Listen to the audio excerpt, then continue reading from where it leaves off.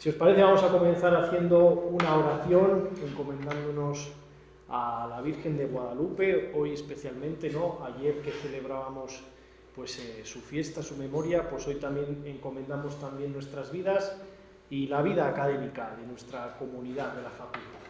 Dios te salve María. Llena eres de gracia, el Señor es contigo. Bendita eres entre todas las mujeres, y bendito es el fruto de tu vientre, Jesús. Santa María, Madre de Dios, ruega por nosotros los pecadores, ahora y en la hora de nuestra muerte. Amén.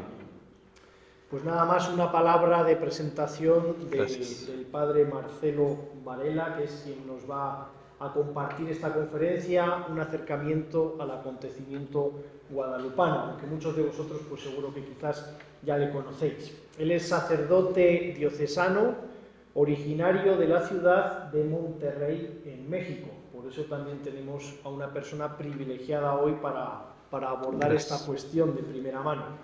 Realizó sus estudios filosóficos y teológicos en el Seminario de Monterrey y fue ordenado sacerdote el 12 de enero de 1994. No me ha dicho en qué año nació, pero bueno, casi... El 66. El 66.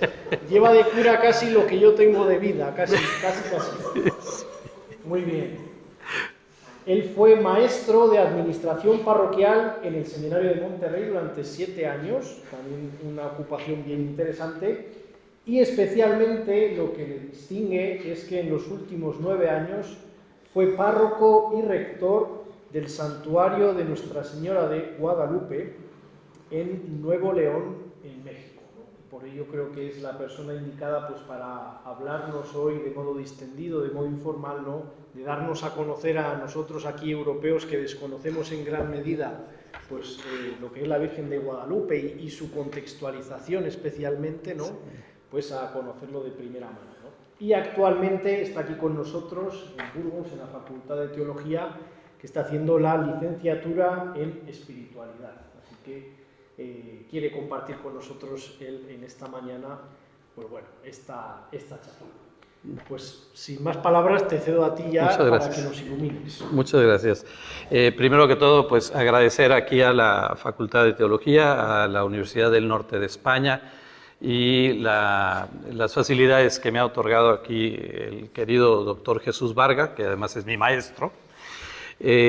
Cuando le propuse esta iniciativa de poder compartir un poco acerca de la Virgen de Guadalupe, pero más desde el contexto, de todo el contexto de lo que es el acontecimiento guadalupano, no tanto de una predicación en torno a la Virgen de Guadalupe. La misma imagen es la predicación, pero es importante que quería yo compartir con ustedes todo esto y sobre todo en torno a la fiesta de Nuestra Señora de Guadalupe y aprovechando, bueno, pues que estamos aquí. Desde hace muchos años he pensado yo que en América tenemos una deuda con Europa, en particular con España, en retornarles la fe. Le comentaba a Jesús que una frase así un poco profunda, pero al mismo tiempo un tanto intrigante. Les decía que si en América al día de hoy comemos el cuerpo y la sangre del Señor y no el del prójimo, es gracias a los españoles, ¿verdad? Entonces, así se los comparto. Entonces, pero también entonces por eso deseamos compartir esto. Las fechas que nos atañen el día de hoy en torno al acontecimiento guadalupano van del 9 al 12 de diciembre del año de 1531. Entonces, les he de comentar que los obispos en México han iniciado el día de ayer un novenario de años preparándose para los 500 años del acontecimiento guadalupano. Vamos a ver un poquito la realidad o el contexto un tanto histórico en Europa. Nada más el año de 1531, por hacer mención. El 11 de febrero de 1531, Enrique VIII se proclama cabeza de la Iglesia en Inglaterra, ¿verdad? Entonces, tenemos aquí en Europa esta situación con el protestantismo, las guerras de religión, una situación bastante dramática. El 14 de julio de ese mismo año, 1531, Carlos V funda la Universidad de Granada. Cabe comentar que fue a finales de ese siglo, del siglo XVI, si mal no recuerdo, que hubo no recuerdo el nombre, un negro liberto que fue catedrático en esa universidad, en la Universidad de Granada. Eso lo hago como comentario para aquellos que pretenden denostar un tanto la actitud del español al respecto de las otras culturas. La actitud del español fue la de asimilación y de aceptación y de todo esto. Pero bueno, el 9 de octubre de 1531, en la batalla de Kappel, en Suiza, es vencido el ejército protestante y ahí los cantones protestantes contra los cantones católicos, y ahí pues en Suiza el principal promotor del protestantismo había sido Zwinglio. Bueno, pues él muere en esa batalla ahí en 1531, en la batalla de Kappel, y también pues hay un evento cósmico interesante también. Algunos comentarios los voy a dejar simplemente como referencia posterior para tal vez picar un poquito la curiosidad. No pretendo agotar aquí todos los temas referentes a esto, pero bueno, el 26 de agosto fue avistado el cometa Halley ahí de ese año, de 1531. Y una cuestión curiosa, la gráfica que tenemos aquí es el registro de ese avistamiento del cometa, y está registrado sobre la cola del cometa, sobre la constelación de Leo, que quienes han estudiado un poco más, la constelación de Leo tiene mucho que ver con el fenómeno guadalupano y la posición de las estrellas el día de la aparición. Pero bueno, eso es así simplemente como comentarios. En Mesoamérica, ¿cuál era la situación en Mesoamérica? Bueno, Mesoamérica definimos la región que abarca desde la parte meridional de México hasta Costa Rica, que era el área que más o menos abarcaba el imperio azteca y la cultura náhuatl. Digamos que el idioma o la lengua náhuatl era el idioma que se hablaba en común, aun y cuando había muchísimas etnias.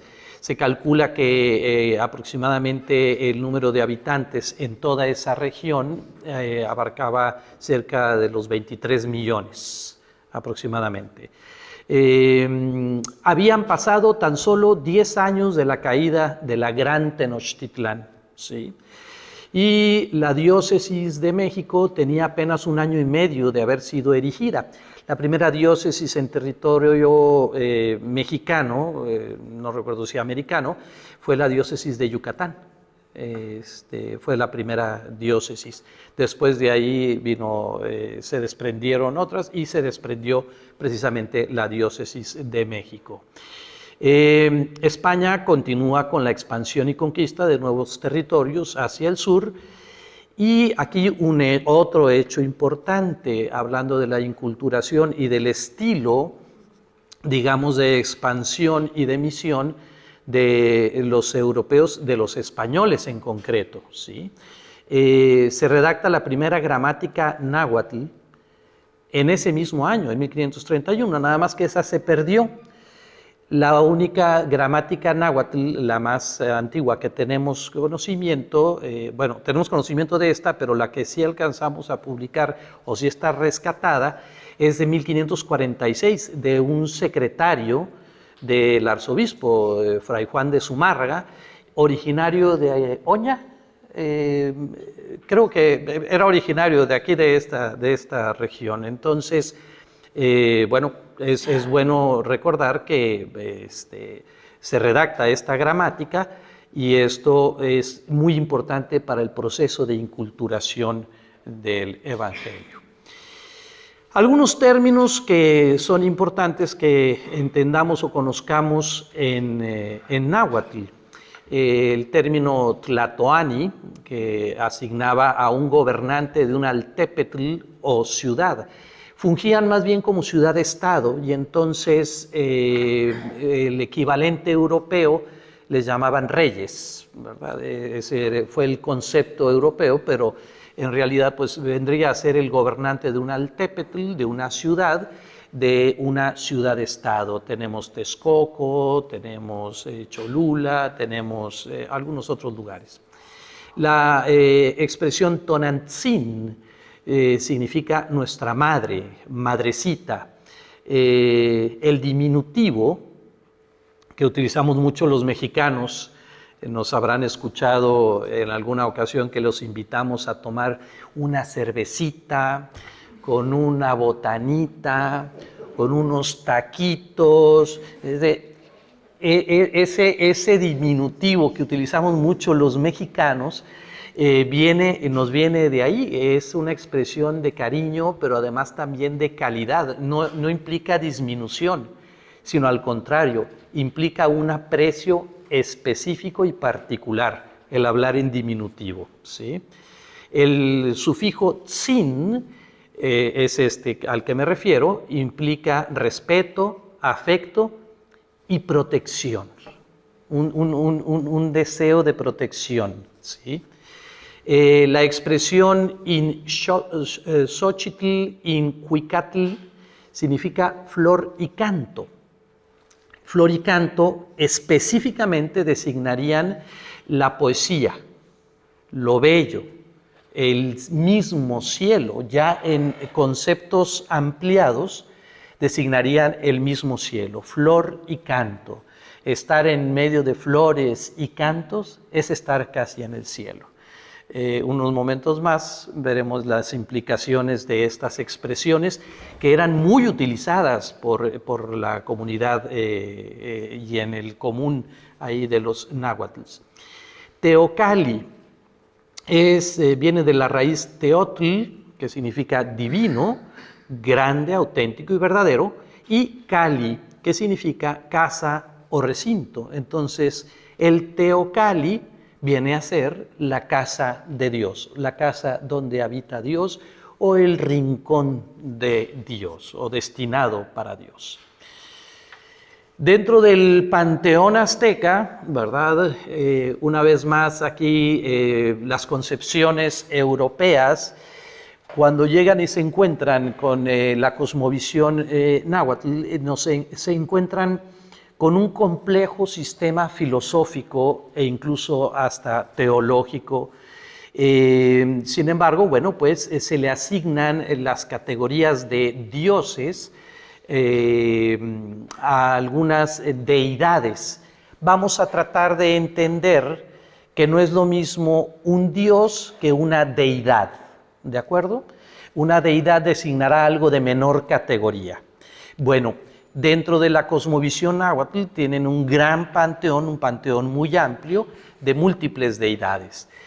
Ellos entienden por naturaleza una vasta entidad conectada con poderes y seres sobrehumanos, estas deidades, que se manifiestan en innumerables aspectos del mundo circundante y un paisaje que es un paisaje sagrado. Y entonces, por ejemplo, tenemos algunos de los más conocidos. Tenemos a Tlaloc, la deidad de la lluvia. Tenemos a Tonatiuh, que simboliza al quinto sol. Este es importante, Tonatiuh es importante. También tenemos a Huitzilopochtli, que es el principal dios azteca de la guerra. Nos vamos a encontrar con que en el Templo Mayor, sí, el Templo Mayor que se encuentra ahí en lo que ahora es la Ciudad de México, en la parte de arriba había dos teocalis. estaba el teocalli dedicado a Huitzilopochtli y el teocalli dedicado a Tlaloc. Hay quienes interpretan esto como dos manifestaciones de Dios. Por un lado, su providencia, la lluvia, y por el otro lado, su fuerza, la guerra, ¿sí?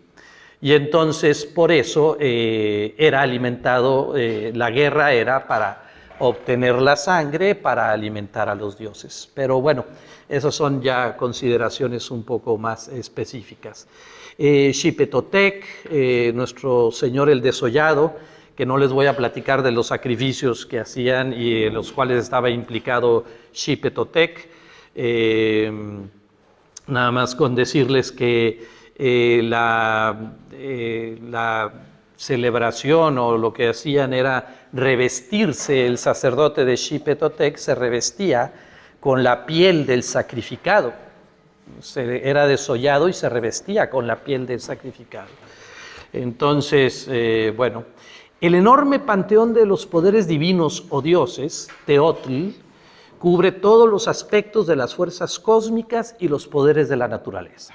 Entonces, que nos quede más o menos para entender la visión, todos los Teotls abarcaban todos los diferentes aspectos y fuerzas cósmicas y poderes de la naturaleza. Pero es necesario que entremos en contacto con Dios Ometeotl, ¿sí? Su dual, Ome significa todo, ¿sí? Entonces es el Dios sobre todos los dioses, es el único Dios. Se manifiesta en una dualidad, muerte-vida, luz-tinieblas, cielo-tierra, y entonces esta dualidad hace referencia a un solo principio que le permite generar, sostener la vida del cosmos, siendo al mismo tiempo el padre y la madre de los dioses, ¿sí? Entonces este es Ometeotl. La multitud innumerable de dioses náhuatl eran para los sabios e iniciados tan solo otras tantas manifestaciones de lo uno. Los sabios e iniciados eran los que tenían el acceso a este conocimiento o a esta expresión del dios Ometeotl. Me voy a permitir hacer una comparación mutatis mutandis, ¿ok? Mutatis mutandis, cambiando lo que haya que cambiar. Me voy a atrever a hacer una comparación. Es como quienes en el común de nuestra gente y de nuestros pueblos acuden a los santos, ¿sí? Para interceder por alguna causa, algún motivo, alguna cuestión. Y entonces, y el estudio de la teología, pues se lo dejan a los sabios y a los entendidos y a los estudiosos. ¿De acuerdo? Entonces, esa sería así más o menos una burda comparación. ¿Por qué es importante Ometeotl? Porque ocupa el lugar principal, el Omeyocán. ¿Qué es el Omeyocán? Es el eje de los 4 puntos cardinales. Es lo que señala su omnipresencia. Él es Moyocoyani, el que a sí mismo se inventa, ¿sí? Esto no se dice de ninguna de las otras deidades, ¿eh? No se dice de ninguna de las otras deidades.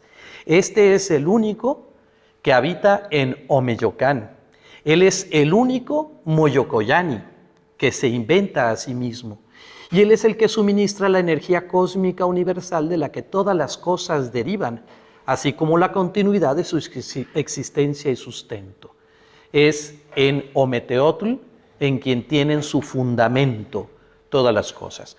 Como les digo, esto es una cuestión a vuelo de pájaro. Podríamos introducirnos en esto mucho más, pero no es el objetivo de esta plática, de esta conferencia.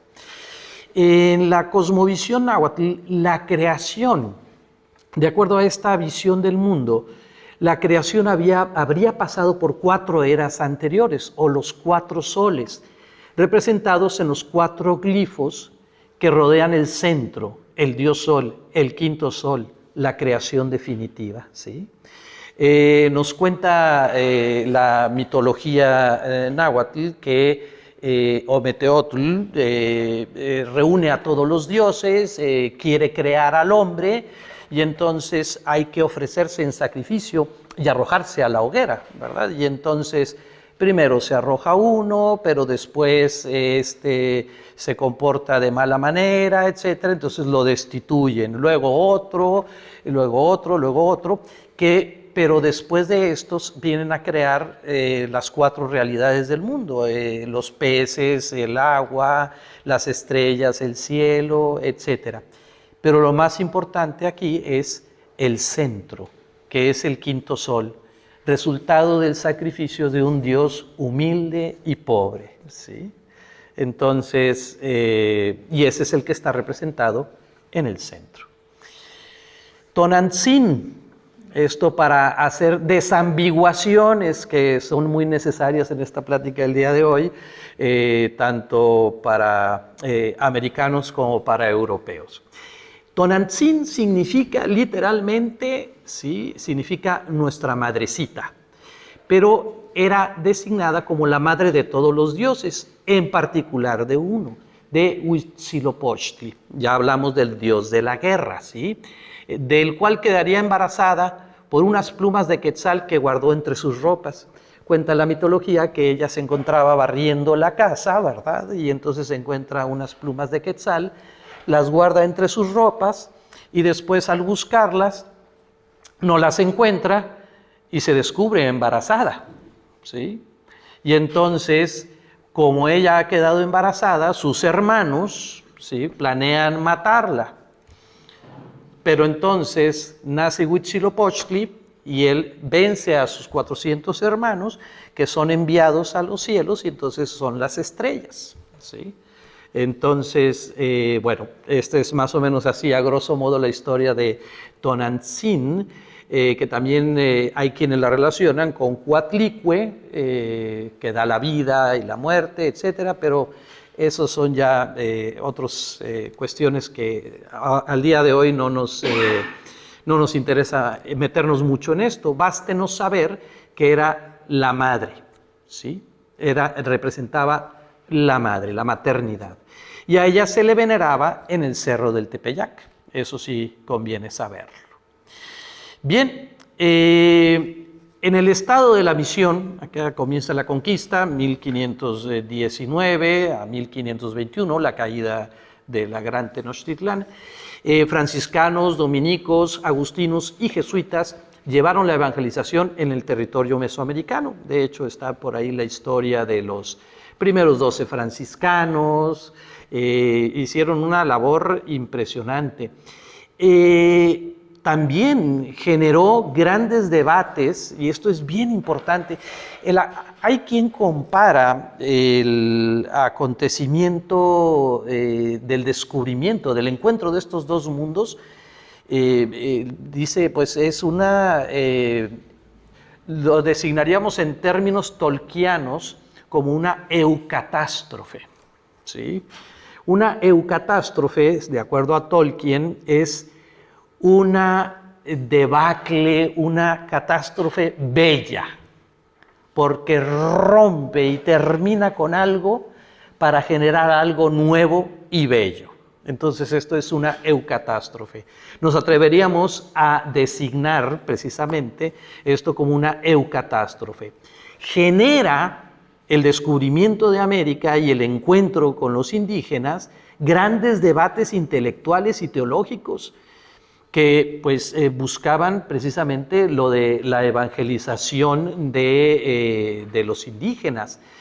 Aquí en la Universidad de Salamanca, grandes debates sobre las cuestiones de personalidad, de humanidad, de dignidad humana, etcétera. Ahora se aprovechó el mismo sistema educativo de los mexicas, de los aztecas, para impartir la doctrina en los calmecacs. Y algo muy interesante, si bien podemos situar aquí en Europa un poco, hay quienes sitúan en la Carta Magna allá en el siglo XIII en Inglaterra como el inicio de los derechos humanos. Sin embargo, codificados plena y específicamente para América, los derechos humanos surgieron aquí con las leyes de Burgos en 1512. Y estas leyes que fueron provocadas precisamente por este encuentro y esta necesidad de reconocer la dignidad de los habitantes de aquellas tierras. Entonces, todo esto provoca el encuentro con dos mundos. Sin embargo, les hablaba hace un momento de cerca de 27 millones en lo que es Mesoamérica. ¿Qué era este puñado de inspirados misioneros ante los millones de indígenas? Nos podemos poner un poquito en los zapatos o en las sandalias de aquellos primeros misioneros, deseosos de llevar el mensaje de Cristo, deseosos de llevar el evangelio a estas tierras. Bueno, las distancias impresionantes, las lenguas desconocidas, las mentalidades y culturas tan distintas. Hay quien habla de que había más de 500 naciones diferentes en América a la llegada de los europeos. Había más de 500 naciones.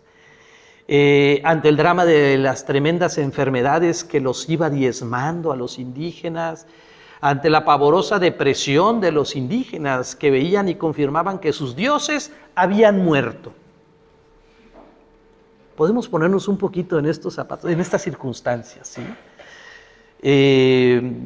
Bueno, este deseo misionero, este afán por Cristo, lleva, por ejemplo, bueno, por mencionar a uno, claro, ya estoy hablando del siglo XVIII, estamos hablando de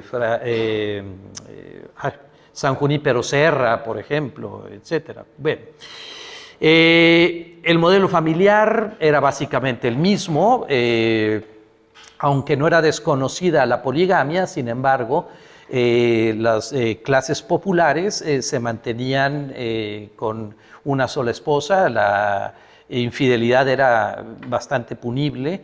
Se utiliza el náhuatl como la lengua oficial del virreinato para comunicarse con los indígenas, aun y que había muchas lenguas. Había catequesis infantil los sábados y los domingos, se hacía por medio de códices. Se llevaba una vida de acuerdo a los tiempos de los religiosos, es decir, los horarios. Y bueno, pues la misión de evangelización contaba con la tarea de inculturizarse.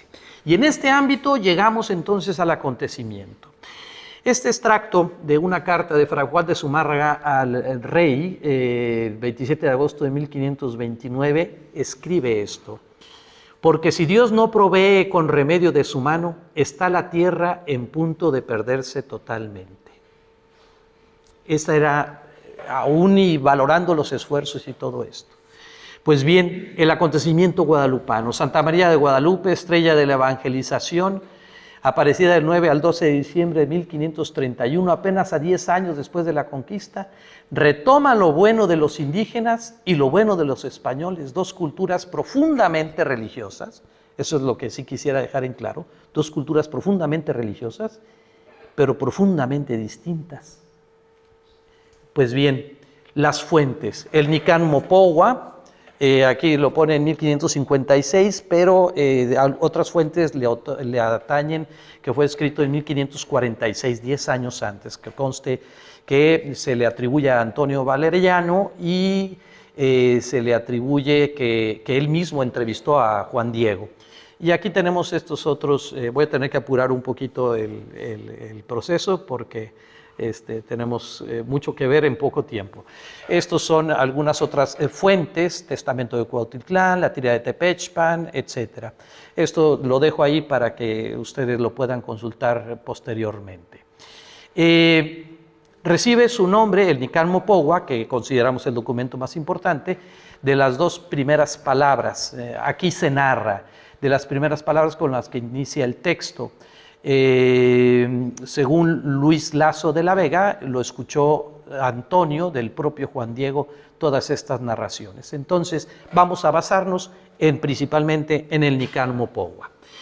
La primera aparición, sábado 9 de diciembre por la madrugada. Juan Diego oye cantos de pájaros, ¿ok? Sí. Y le llaman por su nombre. Escucha que le dicen, Juanito, Juan Dieguito. Y entonces él sube a la cumbre del cerro del Tepeyac, ve a la niña que le ordena ir ante el obispo para pedirle una casita sagrada, ¿sí? Esta es la primera aparición. Y narra que Juan Diego oye cantos de pájaros, ¿recuerdan? Flor y canto, ¿sí? Y que las piedras sobre las que estaba la Virgen brillaban como si fueran multitud de flores. Canto de flores y aves. Y le dice la Virgen, otra vez, el diminutivo. Esta es traducción del náhuatl, porque el Nican Mopogua está escrito en náhuatl y asumimos que la Virgen le habló en náhuatl. Hijito, el más amado, yo soy la perfecta siempre Virgen María, Santa María, Madre del verdaderísimo Dios. Este era uno de los términos con los cuales también se referían a Ometeotl, el verdaderísimo Dios. Mucho quiero tengan la bondad de construirme mi templecito, mi casita sagrada, Teocalli.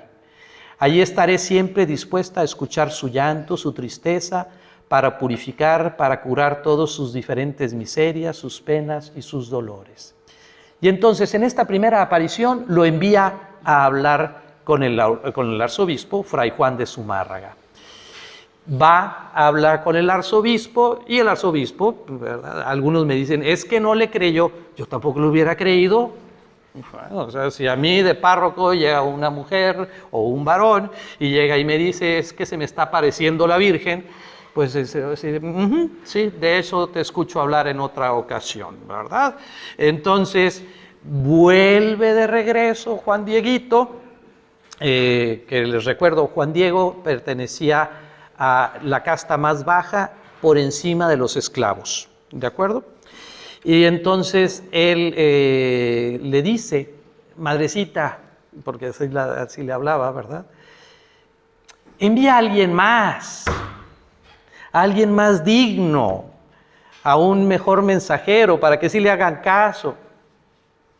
Y la Virgen le dice, no, es indispensable, es preciso que seas tú quien lleve mi mensaje. Vamos viendo aquí una línea importante, ¿sí? Escoge a un indígena que iba a la catequesis, porque de hecho iba a la catequesis cuando se le encuentra, un hombre sencillo, un hombre, y lo elige a él, y le dice, es precisamente indispensable que seas tú el que vaya. Pues bien, hijito mío, el más pequeño, es indispensable que sea totalmente por tu intervención que se lleve a cabo mi deseo. Y luego le dice nuestra madre, muchísimo te ruego y con rigor te mando que mañana vayas otra vez a ver al obispo y hazle oír muy claro mi voluntad para que haga mi templo que le pido. O sea, ahí vas de regreso, ¿verdad? Y con órdenes claras, ¿verdad? Y entonces vaya, habla con el obispo y el obispo le dice, muy bien, dile a la señora que me envíe una señal. Hubiera hecho yo lo mismo, ¿eh? Entonces ahí va Juan Dieguito y le dice, madrecita, bueno, pues me piden que lleve una señal. Y bien, nuestra madre, y aquí se comienza a poner interesante. Está bien, hijito mío, el más amado, mañana de nuevo vendrás aquí, que conste, estamos hablando del domingo 10 de diciembre por la tarde, ¿sí? Vendrás aquí para que le lleves al gran sacerdote la prueba, la señal que te pide. Con esto enseguida te creerá y ya para nada desconfiará de ti. ¿Qué sucede? Pues al día siguiente no puede ir Juan Diego a la cita con la madre porque tenía muy enfermo a su tío Juan Bernardino, del cual él era responsable, él estaba cuidando a su tío. Y entonces todo el lunes 11 pues no va, ¿verdad? Le queda mal a la señora. Lo siento, madrecita, pero tu encargo tendrá que esperar, ¿sí? Hoy tengo aquí a mi tío muy malito y lo tengo que cuidar. Y esto me habla muchísimo de la inocencia de Juan Diego. Pues bien, más nos hablará de la inocencia de Juan Diego lo que sucede al día siguiente, el día 12. ¿Sí? El día 12, Juan Diego va a buscar a un sacerdote para que le vaya a dar la unción y los últimos ritos a su tío Juan Bernardino, porque ya se va a morir, ¿verdad? Y entonces Juan Diego siempre acostumbraba cruzar por el cerro para ir a México. Viene deprisa y piensa, si me voy por el mismo camino de siempre, me va a entretener la señora. Mejor le voy a sacar la vuelta. Y le saca la vuelta, pues, y le sale al encuentro la señora, ¿sí? Juanito, Juan Dieguito, ¿a dónde te diriges? Así le pregunta, ¿a dónde te diriges? Y la señora, y él le dice, ay, ¿cómo amaneció? ¿Cómo es? Porque así lo pone, ¿verdad? Y no lo dudo. Le dice, ¿cómo amaneció la señora? Fíjate que voy a hacer este pendiente y después hago tu mandado. Y esto evoca las palabras más hermosas, a mi manera de ver, en todo el Nican Mopogua, que le dice, ¿no estoy yo aquí que soy tu madre? ¿No estás por ventura bajo mi sombra? ¿No soy yo tu salud? ¿Qué más has de menester? No te apene ni te inquiete otra cosa. No te aflija la enfermedad de tu tío, que no morirá ahora de ello. Está seguro de que ya sanó. Te dice eso. Es nada lo que te aflige, lo que te preocupa. No estás por ventura tú en mi regazo. No estoy yo aquí que soy tu madre. Esas palabras de consuelo dirigidas a Juan Diego también son dirigidas a todos los indígenas, a todos aquellos que, como hemos visto, habían perdido su mundo. Y entonces ella le dice, tu tío ya está sano, ve y haz lo que te toca. Y entonces lo dirige a que vaya a la cima del cerro y encuentra ahí, nos dice Nican Mopogua, rosas de Castilla, ¿sí? Muy específicamente, que para empezar no se dan en esa época, y en segundo lugar, pues hay las rosas de Castilla pues no son originarias de ahí, ¿verdad? Son de Castilla. Entonces recoge las rosas, baja, ahí lo espera la Virgen, y entonces ella toma las rosas en sus manos, eso es lo que relata, y las vuelve a depositar en la tilma de Juan Diego. Y entonces le dice, estas diferentes flores son la prueba, la señal que le llevarás al obispo. Pues bien, se anima, va con esto, y aquí voy a hacer un paréntesis, mientras tanto, ¿sí? Mientras tanto, sucede una quinta aparición, que es la que hemos hablado de Juan Bernardino. Al mismo tiempo que se aparece a Juan Diego, se aparece a Juan Bernardino, tío del vidente.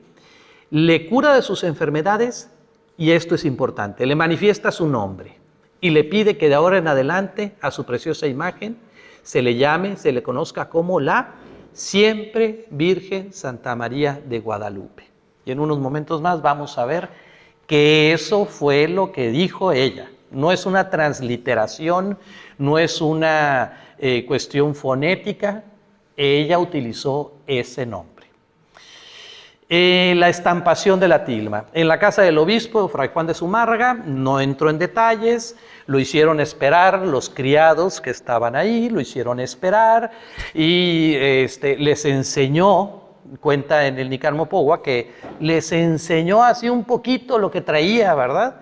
Y que cuando ellos quisieron tomar las rosas, estas se les desaparecían. Eso dice el Nican Mopogua. Pues bien, luego, y esto lo narra en primera persona, luego que tuve el privilegio de ir a cortarles, se las llevé abajo, se dignó tomarlas en sus manecitas, para de nuevo dignarlas ponerlas en el hueco de mi tilma, para que tuviera el honor de traértelas y solo a ti te las entregara. Esas son las palabras que le dice al obispo Fray Juan de Zumárraga. Y entonces ahí es donde despliega su tilma y cuenta que en ese momento es cuando quedó estampada la imagen. Pese a que yo sabía muy bien que la cumbre del cerrito no es lugar para que se den flores, sino solo los riscos, abrojos, espinas, se dignó concederme el honor de venir a entregarlas. En ese momento desplegó su blanca tilma, en cuyo hueco, estando en pie, llevaba las flores. Y así, al tiempo que se esparcieron las diferentes flores preciosas, en ese mismo instante se convirtió en señal, apareció la venerada imagen de la siempre Virgen María, Madre de Dios. Esto sucede ante los ojos del obispo Fray Juan de Zumárraga. Y esto, bueno, pues hay muchísimas implicaciones. Vamos a entrar al respecto de la imagen. La imagen en sí es una catequesis para los indígenas, ya que contiene en ella elementos de los códices que ellos mismos podían leer sin dificultad. La imagen se convierte en una cuestión dinámica que habla a los indígenas. El ayate es un manto formado de ixtli, que es fibra de maguey. Este en concreto mide 1,95 por 1,05 y es una prenda que llevaban los indios macehuales que identificaba su casta. Esta prenda constituía su identidad, pero era su más preciada posesión: manta para dormir, abrigo para protegerse. En su rito del matrimonio se ataban los dos tilmas, y de ahí viene una costumbre de los matrimonios que solamente se celebra en México, que es el lazo. Eso ya se ha exportado a otros lados, pero bueno, de ahí viene. ¿Qué elementos tenemos? El elemento principal, que después lo podrán ver aquí, es la flor Nahui Ojim. ¿Se acuerdan lo que hablábamos al principio acerca de los 4 soles anteriores, el quinto sol? El centro es el Omeyocán, el centro de los 4 puntos cardinales, es ahí el centro. Y esta flor es única en todo el manto y está en el vientre de la Virgen. Para ellos es una flor solar, representa al niño sol, el centro es el Omeyocán, lugar en el que habita Ometeotl. El vientre de la Virgen es en donde habita Ometeotl, donde está Dios. El manto de color de jade, la piedra de jade en el México prehispánico representaba las máximas fuerzas divinas. De hecho, cuentan las crónicas que cuando Hernán Cortés, de alguna manera, esperaba ahí algún ofrecimiento de algo valioso y esperaban oro, los indígenas le presentaban jade, porque, bueno, el color jade, o la piedra de jade, era lo más sagrado. Por lo tanto, esto deducen que María está revestida de la divinidad. El color rojo o rosa de la túnica representa la tierra. En esta zona de México, el color del barro es de este color. Y además también tenemos las flores cerro, que se encuentran en muchas partes de la cultura náhuatl. Aquí después podemos hacer referencia, pero voy un poquito más deprisa, podemos hacer referencia a el águila que habla, el ángel, o lo que interpretamos como el ángel, está tomando con una mano el manto, con otra la túnica, ¿sí? Pero tiene las plumas. Bueno, el nombre de Juan Diego, Cuauhtlatoatzin, significa el águila que habla. Pues bien, la cinta representa su maternidad, es una mujer encinta. Sobresale solo el moño, pero es la cinta. Y aquí tenemos 2 imágenes que muestran a mujeres embarazadas, mujeres encintas. El ayate o tilma, aquí voy a pasar esto muy rápido, pero la misma tela, o sea, la fibra de la que está hecha, no le permitiría durar más de 10 o 15 años sin pudrirse. Es ya un hecho extraordinario el que los primeros 160 años estuvo expuesta a la intemperie y no se deterioró. Esta fotografía que les pongo aquí es de un atentado que hubo el 14 de noviembre de 1921. Se colocaron, dicen los peritos, que se colocaron cerca de 18 cartuchos de dinamita La verdad es que no hay ahí nada en específico, pero sí se voló de la dinamita y torció completamente este Cristo, que se conserva como el Cristo del atentado. Ese Cristo pesa 34 kilos de bronce, quedó completamente torcido. En la foto de arriba ustedes pueden notar la posición del Cristo y arriba la imagen de la Virgen con un cristal, simplemente tenía un cristal. Y bueno, pues la imagen no fue dañada.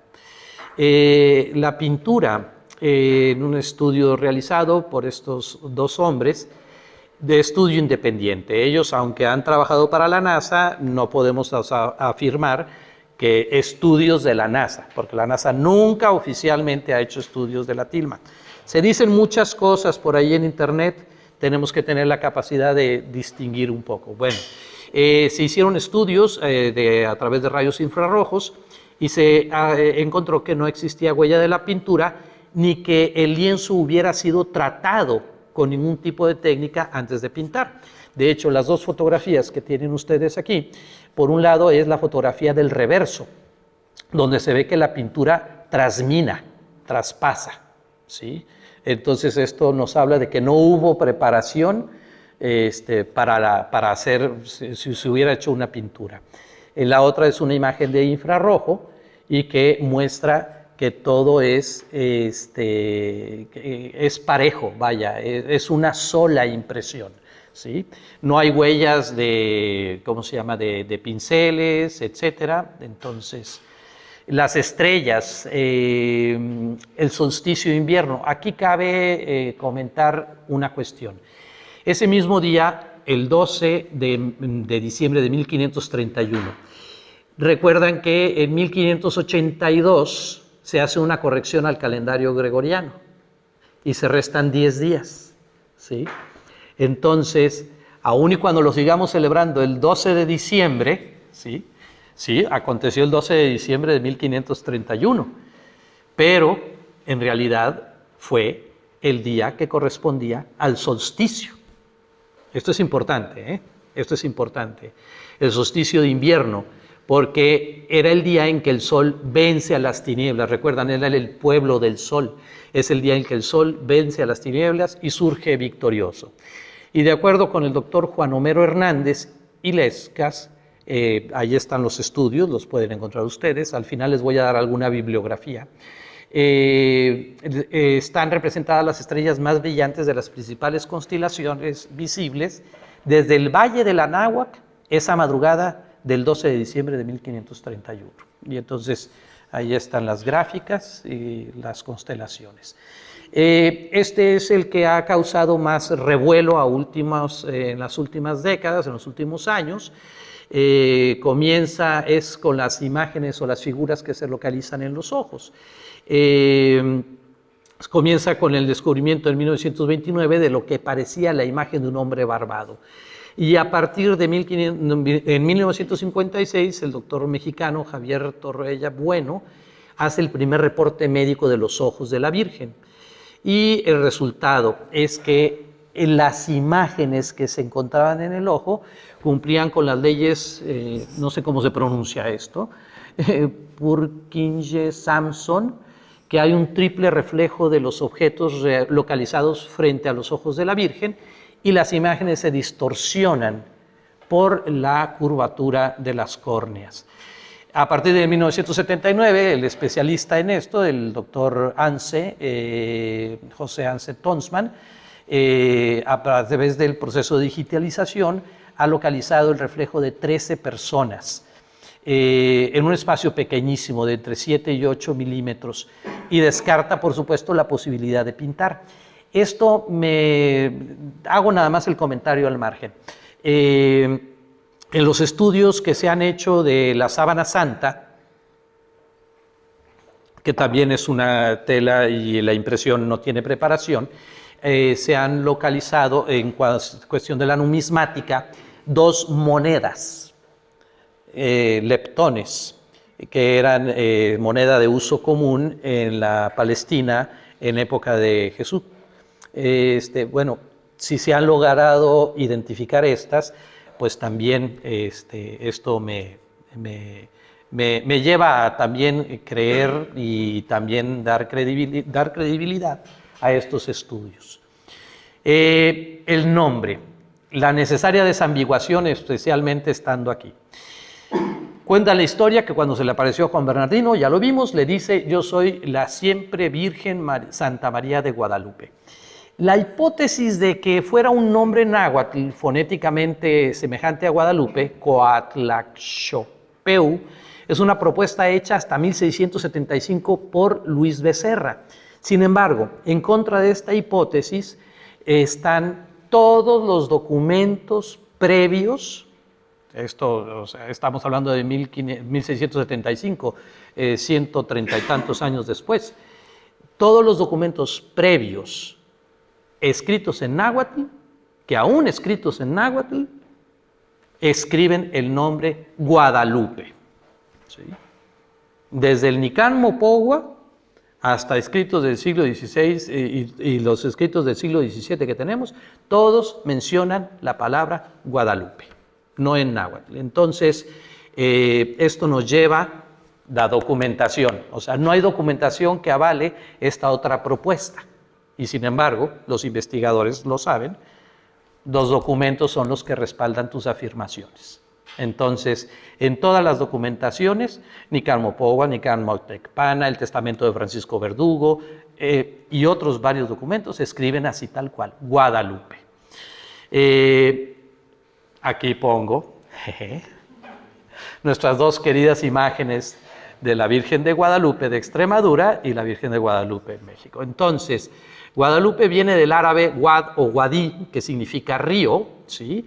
Y al Lubén, que significa oculto. También se puede entender el cauce del río.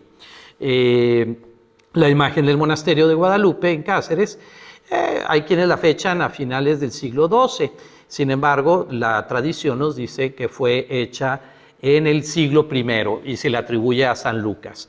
Bien, esta imagen es tallada en madera de cedro, es una virgen sedente de estilo románico. Entonces, digo, ¿quieren esas o más diferencias? Para los que pretendían que fuera una falsificación de los españoles, ¿verdad? No, no es así. Sin embargo, puedo ver una segunda intención escondida en el mensaje de la Virgen al elegir ese nombre, y ahorita lo vamos a ver. Bueno, esto es sobre, un solo comentario. Cabe mencionar que en este monasterio donde se conserva la imagen de Guadalupe aquí de Cáceres, fue donde se firmaron los documentos que autorizaron el primer viaje de Colón en 1492. Pues bien, la conversión. Fray Toribio Motolinia nos menciona que había una cierta cantidad de bautizos, anduvieron, declaraba, los mexicanos 5 años muy fríos. En este estado de cosas, pues se presentaban las situaciones. Hubo indígenas incluso que cometieron suicidio al final de todo esto. Después del acontecimiento guadalupano, al principio comenzaron a ir de 200 en 200 y de 300 en 300 y siempre fueron creciendo y multiplicándose hasta venir a millares, unos de 2 jornadas, otros de 3, otros de 4 y de más lejos, cosa a los que lo veían de mucha admiración. Acudían chicos y grandes, viejos y viejas, sanos y enfermos. Los bautizados viejos traían a sus hijos para que los bautizasen y los mozos bautizados por sus padres. El marido a la mujer al marido. Comienza una cuestión para quienes dicen es que ahí en ese cerro se adoraba a la diosa Tonantzin y era muy importante. Nunca fue tan importante que generara este tipo de peregrinaciones, ¿verdad? Entonces, el acontecimiento guadalupano no solo convierte a los indígenas, sino a los mismos españoles. Uno de los ejemplos más explícitos de esto son los variados testimonios de los que se llama la información de 1556, donde explícitamente se hace referencia a grandes peregrinaciones de españoles a la ermita del Tepeyac, de milagros y conversiones. Y quise poner esta nota. Motolinia habla que para 1536 cerca de 5 millones de bautizados. Para 1536 36, tan solo 5 años después.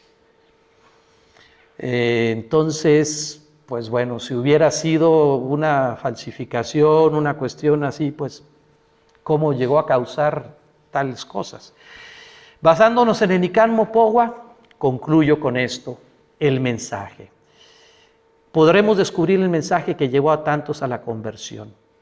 Primero, ella se presenta como la madre del verdaderísimo Dios, entre flores y cantos. Segundo, elige a los humildes, a los sencillos. Aquí vemos un leitmotiv en todas las apariciones marianas. Elige a Santa Bernardita, elige a Jacinta, Francisco, Lucía, o sea, elige y le dice: es necesario que tú personalmente vayas y transmitas mi mensaje, ¿sí? Nos ama y nos consuela. Escucha, ponlo en tu corazón. Es nada lo que te espantó, lo que te afligió. No se perturbe tu rostro, tu corazón. ¿No estoy yo aquí que soy tu madre? Ella cumple y trae al auxilio, consuelo y amor a todos los habitantes de estas tierras. Dice, bueno, pues quiero decirles que estas tierras eran España al tiempo de las apariciones, el imperio sobre el que no se ponía, en el que no se ponía el sol. Entonces, bueno, y pues bien, el mensaje es claro, anuncio del Evangelio, es cristocéntrico, coloca a Jesús en el centro, y este acontecimiento se convierte en una mariofanía para todo el mundo. Y como dijera el Papa Benedicto XIV, non fecit taliter omni nationi. Y aquí les dejo pues una breve bibliografía. Y bueno, pues esto es lo que quería compartir con ustedes y pues íbamos a dejar tiempo para preguntas, pero me he comido toda la hora, ¿verdad? Muchas gracias.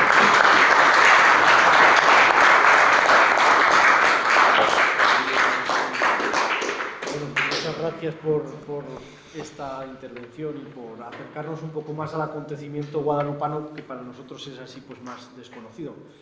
Yo no sé si alguno queréis preguntar, pero algo muy breve para no alargarnos tampoco mucho. Sí. No sé si queréis alguna observación. Miguel Ángel. Miguel.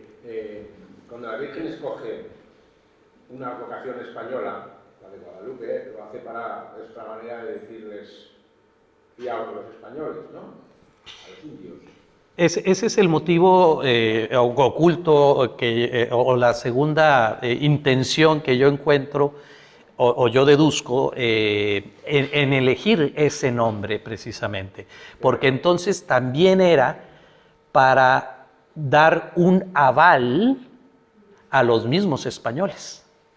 Y a los mismos conquistadores, quiero decir. Sí, exactamente. Si Guadalupe tiene ese recuerdo de los inicios de la expedición, ¿no? De la expedición de Colón, lo dijo la Virgen, escogió ese precisamente, ¿no? Exactamente. Entonces se convierte en esa como firma, digamos, para que tanto crean los indígenas como crean los españoles. Sí. Dime. ¿Podrías decir que también se cuenta que en el manto de las estrellas dibujan una partitura de música? ¿Sabes algo? Bueno, hay ciertos puntos que no quise tocar por no sobreabundar, pero lo hemos comentado en algunas ocasiones.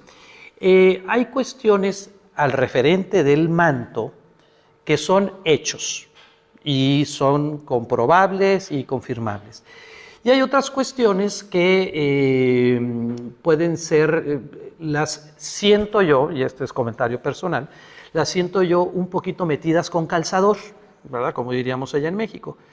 Que si las estrellas forman una partitura musical, bueno, pues sí, ¿verdad? Puede ser de abajo para arriba, pero te formará otra de arriba para abajo, te formará otra de derecha a izquierda y otra de izquierda a derecha, o sea, ¿se puede? Pues sí.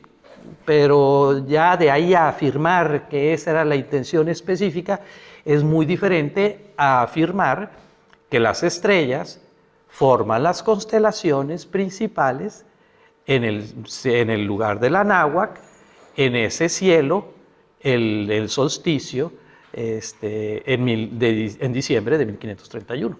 Hay una diferencia entre las dos afirmaciones, ¿de acuerdo? ¿Sí?